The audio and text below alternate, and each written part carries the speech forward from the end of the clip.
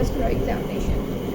अच्छा जी, cardiovascular examination का जो शॉर्ट केस है उसमें यूजुअली मर्मर्स होते हैं। आपको जो कमांड आती है वो ये आती है कि auscultate the precordium and do the relevant examination.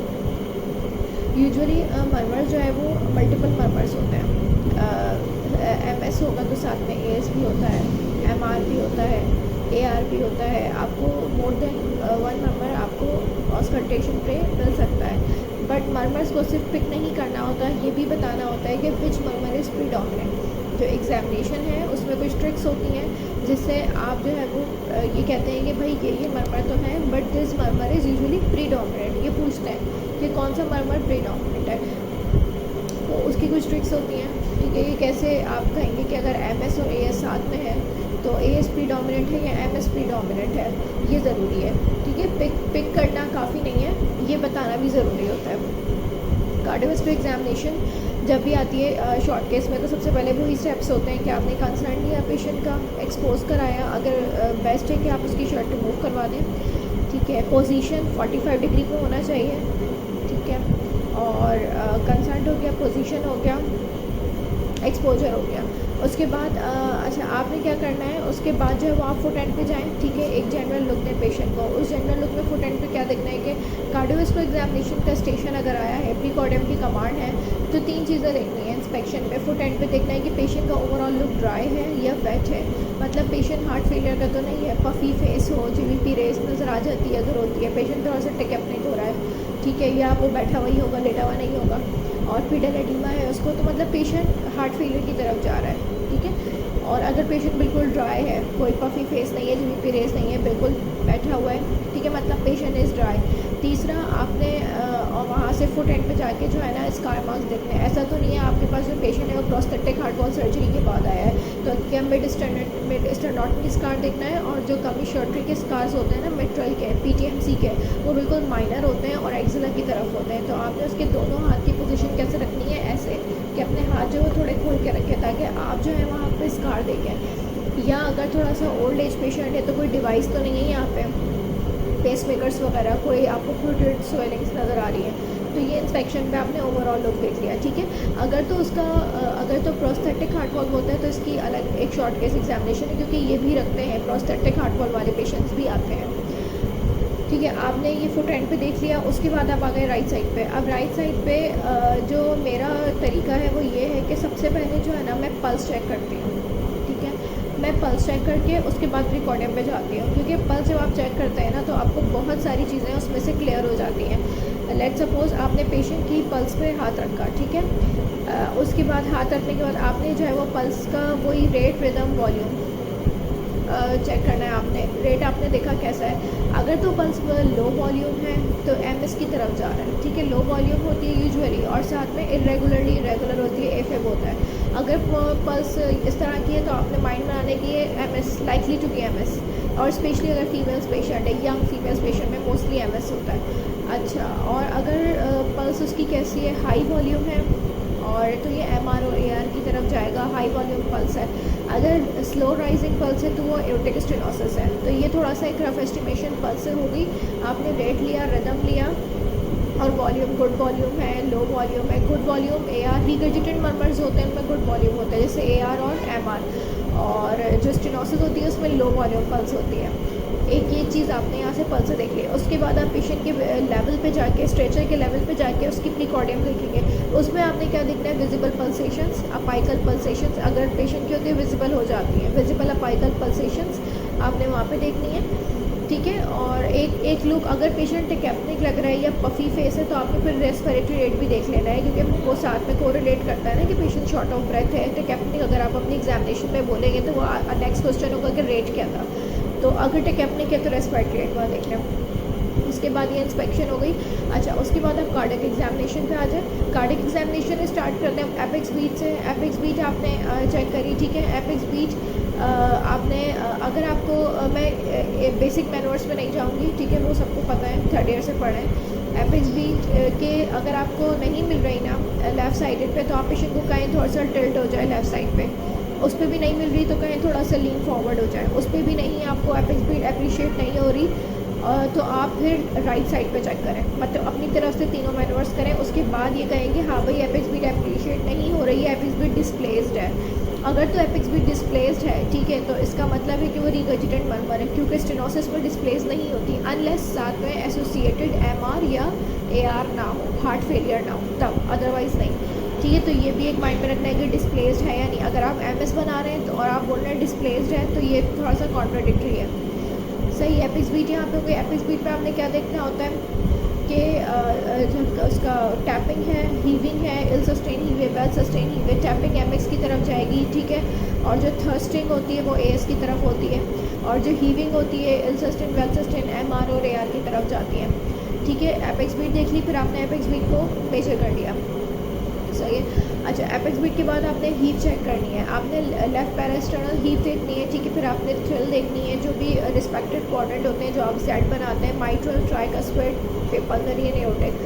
अच्छा, ये आपने क्वाड्रेंट चेक कर लिए। सबसे पहले आप जो है ना इन चारों को एक सीक्वेंस बना लें, या तो एओर्टा से स्टार्ट करें या माइट्रल से स्टार्ट करें, बनाना सेट ही होता है। ठीक है, सबसे पहले आपने डायफ्राम से, और सबसे पहले आपने पेशेंट के कैरोटिड पे हाथ रखना है। ठीक है, कार्डिक एग्जामिनेशन पे अगर कैरोटिड पे हाथ नहीं रखा तो वो बेकार है, आप कोऑर्डिनेट ही नहीं कर पाएंगे सिस्लिक मरमर है, डायस्लिक मरमर है। सबसे पहले उसकी जो है ना एक साइड पे कैरोटिड, आपका जो थंब पे वो कैरोटिड पे होना चाहिए। उसके बाद आपने डायफ्राम से ऑस्कल्टेट कर लिए चारों क्वाड्रेंट्स। अब आपने बेल से ऑस्कल्टेट करना है माइट्रल एरिया। उसके लिए उसको कहना है कि वो लेफ़्ट साइड पर टिल्ट हो जाए। ठीक है, लंबा गहरा सांस अंदर ले, बाहर निकाले, रोक ले। ठीक है, ये आपने इसका जो है वो माइट्रल स्टेनोसिस का मरमर ऑस्कल्टेट करना है बेल से। अच्छा, ये मरमर आपको क्या मिलेगा इसमें, या तो लाउड S1 मिलेगा, ठीक है, लाउड आपको एपेक्स बीट टैपिंग मिलेगी अगर एमएस में बना रही हो तो लाउड S1 मिलेगा, और मिड डायस्लिंग रम्बलिंग मरमर होगा। ठीक है, MDM का मरमर होगा, ये आपको मिल जाएगा। ठीक है, अगर इस माइट्रल एरिया पे आपको सिस्लिक मरमर मिलता है तो आप एक्सेला पे रेडिएट करेंगे फॉर उसके लिए, एमआर के लिए। अगर माइट्रल पे सिस्लिक मरमर नहीं मिला तो एक्सेला पे रेडिएशन का कोई फ़ायदा नहीं है। ठीक है, एमआर को देखने के लिए जब आपको अगर सिस्लिक मरमर मिलेगा तो आप जो है उसको क्या करेंगे, एक्सेला पे चेक करेंगे एमआर के लिए। अच्छा, फिर आपने ट्राइकस्पिड पे सुनना है, जो कि इंस्पायरेशन में सुनते हैं कि लंबा गहरा सांस लें। ठीक है, ट्राइकस्पिड सुना, पल्मोनरी एरिया सुना, एओर्टिक के लिए आप उसको लीन फॉरवर्ड करेंगे और वही कहेंगे लंबा गहरा सांस अंदर लें, बाहर निकाले, रोक लें। तो ये हो गया एओर्टिक पे। अच्छा, एओर्टिक रिगर्जिटेशन तो मरमर आप A2 पे सुनते हैं, उसके लिए जो है ना आप A2 पे वो डायस्लिक मरमर सुनते हैं, अर्ली डायस्लिक मरमर सुनते हैं उसका। अच्छा, ये आपके मैं MS बताना चाह रही हूँ कि अगर पेशेंट को सिर्फ प्योर MS है तो ये आपको क्या मिला कि loud S1, tapping apex beat, low volume pulse, loud S1, ठीक है, और साथ में मिड डायस्लिक मरमर। अच्छा, जितना आसानी से मरमर सुनाई देगा उतना ही लेस सिवियर होगा, जितना मुश्किल से सुनाई देगा उतना ही सिवियर मरमर होता है। और अक्सर ऐसा होता है कि आप पूरी एग्जामिनेशन कर लेते हैं और कहते हैं कि भाई मरमर तो सुनाई ही नहीं दिया, सिर्फ लाउड S1 था, MDM का मरमर सुनाई नहीं दिया या साइलेंट है, उसको मतलब सिवियर MS है। ठीक है, सिवियर MS है, क्योंकि ऐसे नॉर्मल पेशेंट तो बहुत ही कम होगा कि कोई नॉर्मल CVS का पेशेंट आए। ठीक है, अच्छा, उसके बाद आपने क्या करना है, ये आपकी कार्डियोस्कोप एग्जामिनेशन है, इसमें से आपने MS for example MS pick कर लिया। अच्छा, MS पिक करने के बाद सबसे आपके हाथ में स्टेथ ही होगा ना अभी, तो आपने क्या करना है, पेशेंट बैठा होगा 45 डिग्री पे, आपने पेशेंट के वही स्टेथ बैक पे रखना है, चेस्ट पे, बेसिस ऑस्कल्टेट करना है फॉर क्रैपिकल्स, क्रैपिटेशंस, हार्ट फेलियर के लिए।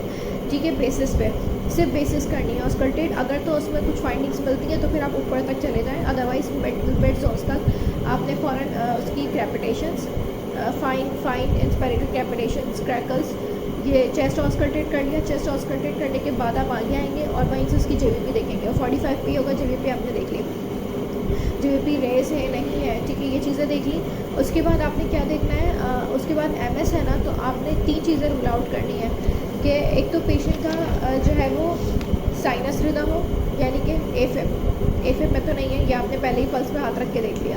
दूसरा, उसके बाद आपने चेस्ट ऑस्कल्टेशन, ठीक है, हार्ट फेलियर में तो नहीं है साथ में। अच्छा, तीसरा आपने क्या करना है कि पेशेंट के फ़ौरन जो है ना JVP के बाद जो है ना पेशेंट का प्रोनेटेड ड्रिफ्ट चेक करना है। प्रोनेटेड ड्रिफ्ट कैसे करेंगे कि दोनों हाथ ऐसे रखें, आइज़ क्लोज करें, तो जो हाथ नीचे ड्रॉप हो जाए तो वो प्रोनेटेड ड्रिफ्ट पॉजिटिव है। उसके बाद आप फ़ौरन जो है वो प्लांटर्स चेक करेंगे उसके। ठीक है, प्लांटर चेक करेंगे। ये क्यों कह रहे हैं? लेट्स सपोज एमएस के पेशेंट मोस्ट लाइकली एफिब के साथ होते हैं, तो एफिब है ना, तो आपको स्ट्रोक को रूल आउट करना है। तो स्ट्रोक को कैसे रूल आउट करेंगे? क्विकली आपने प्लांटर देखना है और प्रोनेटर ड्रिप देखनी है, ठीक है। इससे ये अंदाज़ा होगा कि भाई आप बिल्कुल एक्टिव हैं, आपने एफिब को देखा तो आपने फ़ौरन स्ट्रोक को रूल आउट कर लिया प्लांटर से, ठीक है। दोनों प्लांटर्स आप चेक करेंगे की से, और प्रोनेटर ड्रिफ्ट आपका हो गया। उसके बाद आपने क्या करना है, ये तो एफिब के साथ आपने देख लिया। अच्छा, एक और चीज़ थी कि आपने जब एमएस का पेशेंट है ना, तो एमएस की कॉम्प्लिकेशंस में क्या आता है? एट्रियल फिब्रिलेशन, वो आपने पल्स में हाथ रख के देखा और उसकी कॉम्प्लिकेशन में स्ट्रोक देख लिया, ठीक है। दूसरा पल्मोनरी हाइपरटेंशन, इसके लिए क्या करेंगे, जब आप ऑस्कल्टेट कर रहे होंगे ना, तो आपने P2 लाउड सुनना है। आपने ये देखना है, यूजुअली पेशेंट्स होते हैं क्रॉनिक एमएस के होते हैं, तो उनमें P2 पल्मोनरी आर्टरी हाइपरटेंशन होती है और P2 लाउड होता है। तो जब आप ऑस्कल्टेट करेंगे ना, उसी दौरान आपको बस ये ध्यान में रखना है कि अगर एमएस का माइंड है तो P2 पे कमेंट करना है, P2 लाउड है या नहीं है, ठीक है। तो ये P2 पे आपने पल्मोनरी हाइपरटेंशन के लिए P2 पे कमेंट करना है। और तीसरा स्प्लीन आपने देखनी है, ठीक है। स्प्लीन फिर आप उसको सीधा लटा देंगे और एब्डोमेन में सिर्फ स्प्लीन देंगे। क्यों? क्योंकि इन्फेक्टिव एंडोकार्डाइटिस के लिए आपने सिर्फ स्प्लीन पैल्पेट करनी है। और उसके बाद फिर आपने हैंड्स में क्या करना है, हैंड्स में क्या चीज़ें देखनी है? हैंड्स में आपको इन्फेक्टिव एंडोकार्डाइटिस के हवाले से एनीमिया देखना है, स्प्लेटल हेमरेजेस देखनी है, जेनवे लीजन्स देखना है, ठीक है। ये चीज़ें देखनी है, इसी में आपका टाइम हो जाएगा। अगर टाइम बचता है या एग्जामिनर कहता है what else you want to do, तो अगर आप इन्फेक्टिव एंडोकार्डाइटिस बना रहे हैं, आपको Janeway lesion, splinter haemorrhages, spleen वगैरह मिलता है और साथ में मरमर भी है, तो फिर आप कहेंगे भाई फंडोस्कोपी में डॉट स्पॉट्स चेक करो, ठीक है। आई होप मैंने सारे पॉइंट्स जो है वो बता दिए हैं आपको। नेल्स में आपने क्लबिंग देखनी होती है, अगर इन्फेक्टिव एंडोकार्डाइटिस का पेशेंट होगा तो क्लबिंग होगी, स्प्लेटल हेमरेजेस हो गए, ऑस्लर नोट्स हो गई, ठीक है। और आइस, अच्छा हाँ, आइस में भी देखना है।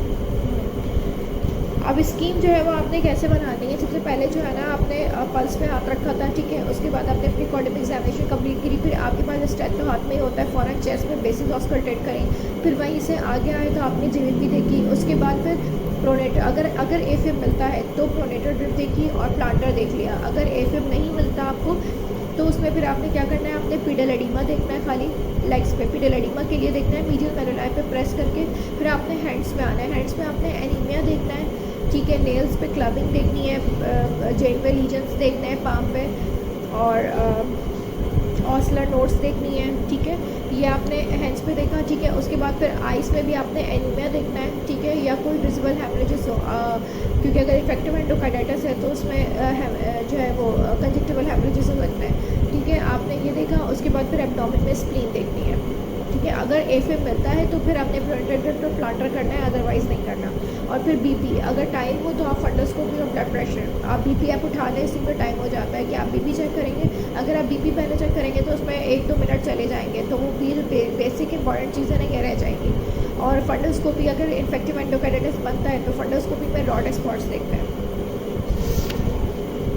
ठीक है। फ्लैट में स्प्लीन हो गया।